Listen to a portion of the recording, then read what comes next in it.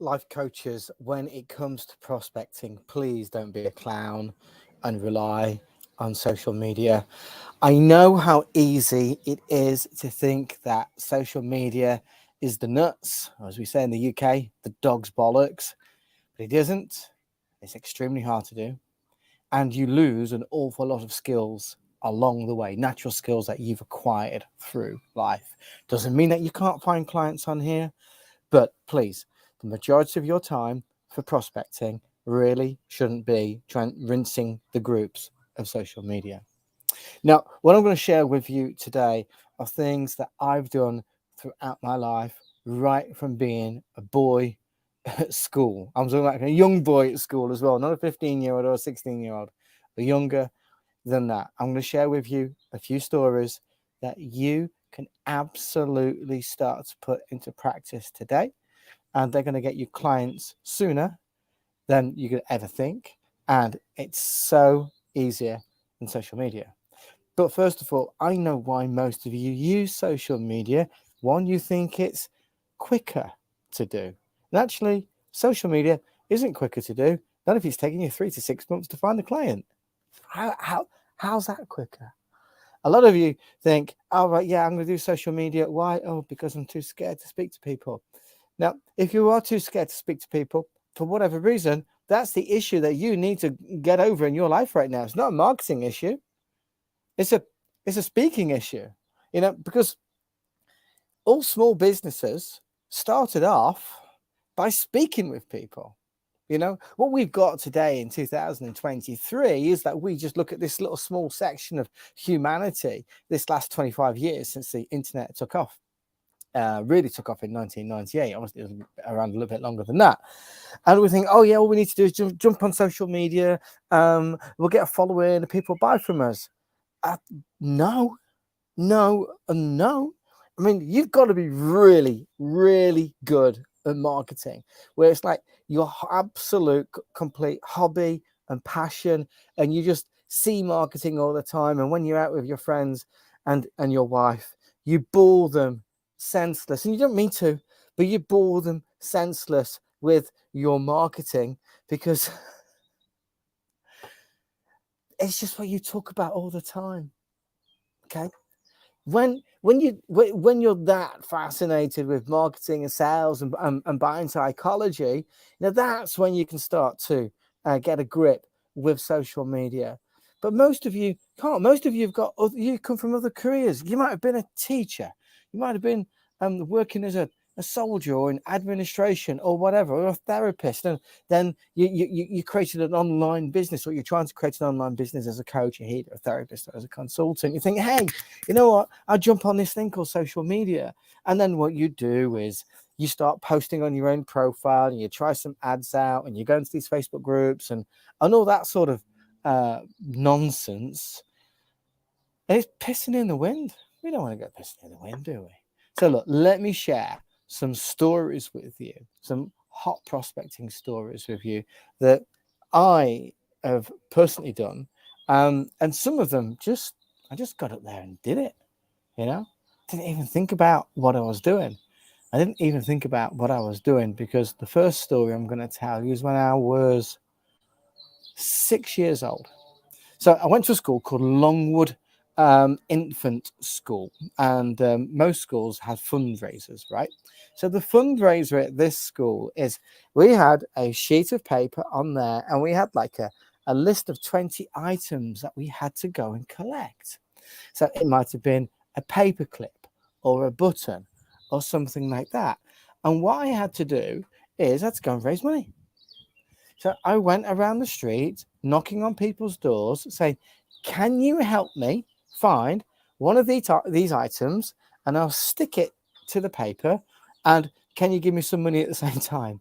I was literally I was knocking on people's doors, asking for a button or a paperclip or a hair, and asking for 50 pence or a pound, or if you're in the US, a nickel or a dime or a dollar.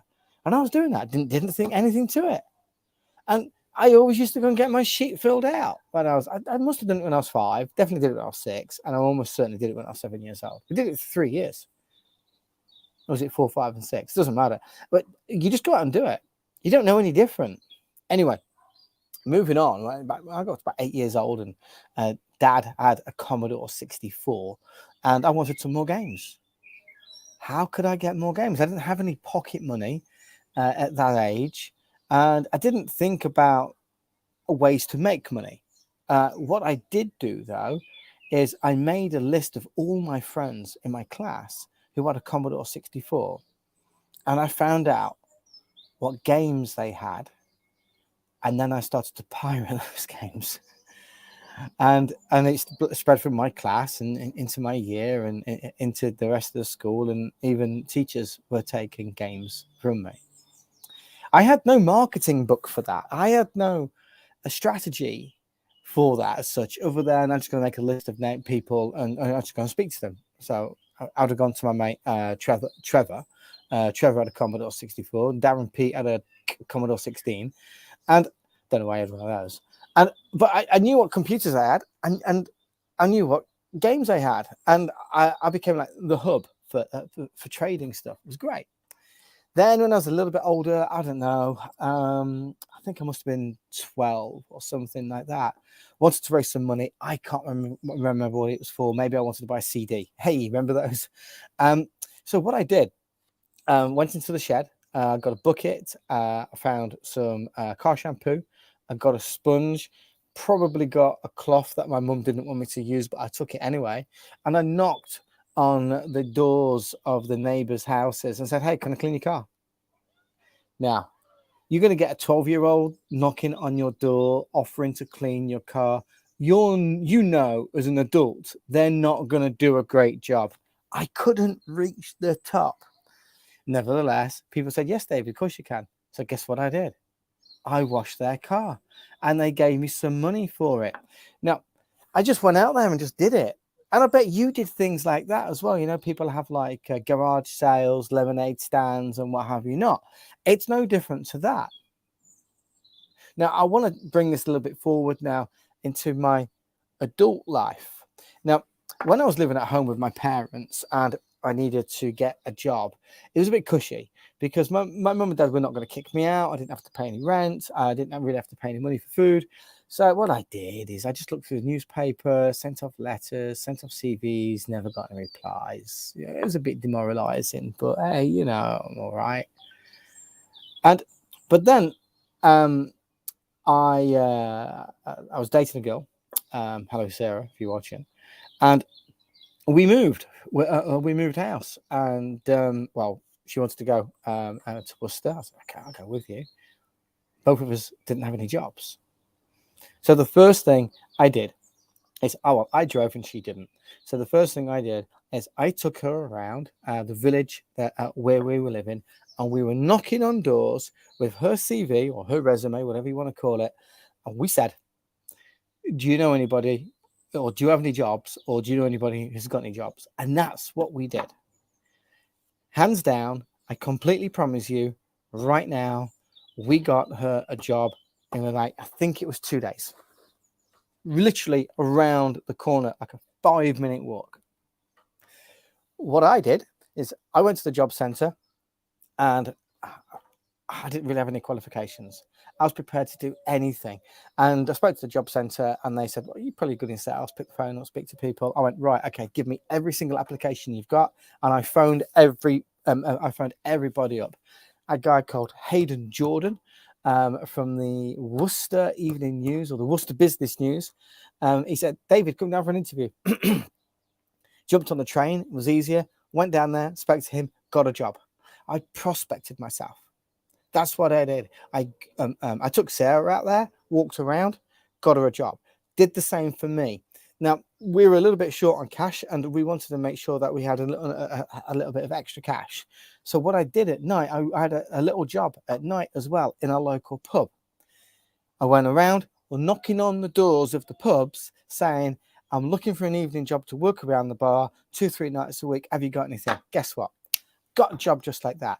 What's the secret I'm sharing with you so far?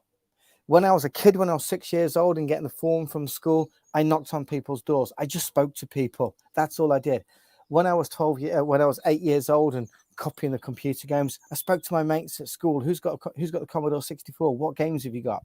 When I was 12 years old and I wanted some cash, I went around the street with a bucket and sponge, asking if I could wash people's cars. And I went in there with the, you might call it naivety. And if it was, wow, was it a super skill? And I got it. And then when we were like 21, 22 and, looking for jobs in this new place where we're living, did the same again. I've always gone and done that. Now, I got married to Emily, and years later, I was in my 30s now, and she wanted a job. So what did I go and do? Actually, she wanted to change the job. What did I go and do? I did this on her behalf. I went out there and prospected clients on her behalf, prospected people on her behalf. When we were coming to France, we were living in Derby in England, so it's a bit difficult to do that. We knew where we wanted to live, here, Cognac. We found, or we curated rather, a list of all the cognac companies that we could find. We did. And we wrote to every individual one. And we said, I can't remember what week it was, but we said, we are coming to France in the last week of January. Or Amelie's coming. I didn't go. She met her dad here. Amelie's coming to France in the last week of January. Amelie's going to be here for 3 days. Do you want to interview her? I think she had 4 interviews, maybe 5 interviews. She got the job. February the 28th, she moved over. It's like that. If you want something, you have to go prospecting for it. Now, the problem with social media is this: you create an advert and you put it out there and you hit and miss. How many people are going to see that? You don't even know if they are responding to you or not. You're just throwing it out there. Fingers crossed, you're hoping. That doesn't really work. What have you got to measure against? You see, if you did this little prospecting trick, and it's so nice and it's so easy, I promise you, as a life coach, do this as a prospecting trick. Trick might not be the right word, but you'll get what I mean. Have a number in mind of how many people you want to have conversations with this week. Let's say it's 21 people. Okay, that's 3 a day, Monday through till Sunday. You are going to speak to 21 people. That is your goal, to speak to those people. And every single person, you're going to do 2 things. Do you know somebody who needs the service I offer? Do you want to join? 21 conversations a week. If you had 21 conversations a week, somewhere between 84 and 100 and whatever it is, over a month, how many people do you think are going to join up? 5 people? 10 people? I tell you what, let's just say it's 5 people. Let's just say you need 20 conversations to get 5 people to join. Hold on. How many clients did you recruit last week? How many clients did you recruit over last month, or the last 3 months, or the last 6 months? 2? 3? I know if you stop messing around with social media, there's a point when you can start using social media. I'll share that with you in a second. When you stop spending your time on social media and pissing in the wind and start having real conversations with real people, telling them who you are, what you do, and how you do it. Who you are, what you do, how you do it, who you help, what the problem is, what the solution is. Would you like to join? Sure, there's a lot of people are going to say no, thank you. That's fine. There's even more people that don't even look at your ad or just shrug their shoulders and say no, thank you on social media. You get the ads all the time. You go, no, no, no, no, no, no, no, no, no. That's what it's like when you're scrolling through your newsfeed on social media, whether it's paid ads or organic ads. You scroll past every day, literally hundreds. As an end user, let's say on Facebook, and you using Facebook every day, you are scrolling past ads by the 100, either organic or paid. So why are you doing the same? The thing that we need to do is to speak to people properly. Now, you might be thinking, David, you're on social media right now. You're talking out your fucking backside. I can speak on social media. And there's a few reasons why. Number one, I've got a business. And number two, that business continually pays me a decent salary, which allows me to do this. And I enjoy doing this. And this is fun. Not only that, I understand a little bit about sales and a little bit about marketing. So I know what I'm doing here. See the difference? I promise you, this is my best piece of advice about prospecting tonight. If you are not prepared to pick up the phone, if you're not prepared to go and speak to people face to face, but you are prepared to find an excuse, my village is not big enough, I live too far out of the way, I don't know anybody that knows anybody. If that is the case, that's car alarm going off. Oh shit. It's my smoke alarm. Bye.